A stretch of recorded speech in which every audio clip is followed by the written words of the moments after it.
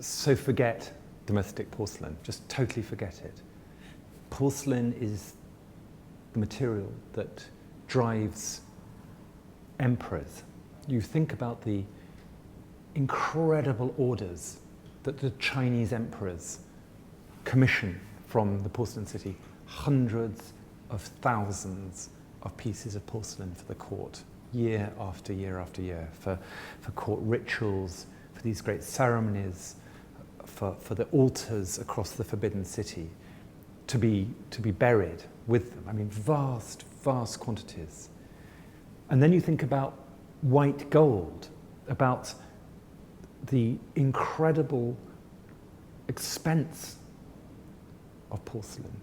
You think about the 18th century, about Versailles being Louis XIV building a porcelain pavilion, for God's sake, for his mistress, his current mistress, a kind of folly in the grounds of Versailles, clad in blue and white.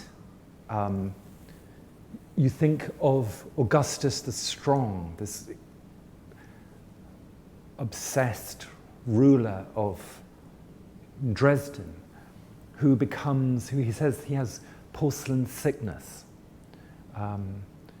He has the madness of porcelain, who at one point thinks that he's going to send his own ships from landlocked Dresden all the way down through the oceans of the world to collect just porcelain for himself, but then forces these people around him to create porcelain in Dresden. Why? Because he wants a menagerie, a zoo of porcelain animals. He wants a porcelain palace of his own, rooms, vast rooms, clad with porcelain vases, with porcelain cups running round the architraves near the ceiling. One room of Celadon porcelains opening up to a room of Sang de Berthe, of red porcelains, opening up to a whole room of white porcelains, one room after another, just of porcelain.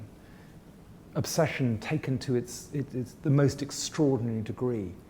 And then coming to the 20th century and the place of porcelain in the 20th century, and finding that it's Himmler, right at the heart of the Third Reich, who is so obsessed by the idea that porcelain, to own your own porcelain factories, is to be a proper ruler, to be a ruler like Louis XIV, to be like Augustus the Strong.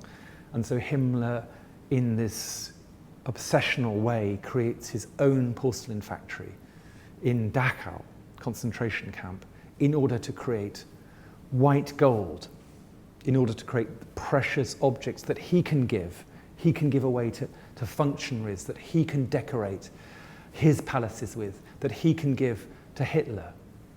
And so I find these extraordinary photographs of Hitler on his birthday in the Chancellery in Berlin being given porcelain, because that's what you give rulers. You give them porcelain. And then I find, during the Cultural Revolution, what do you give Mao? What does Jing Dezhen make for Mao?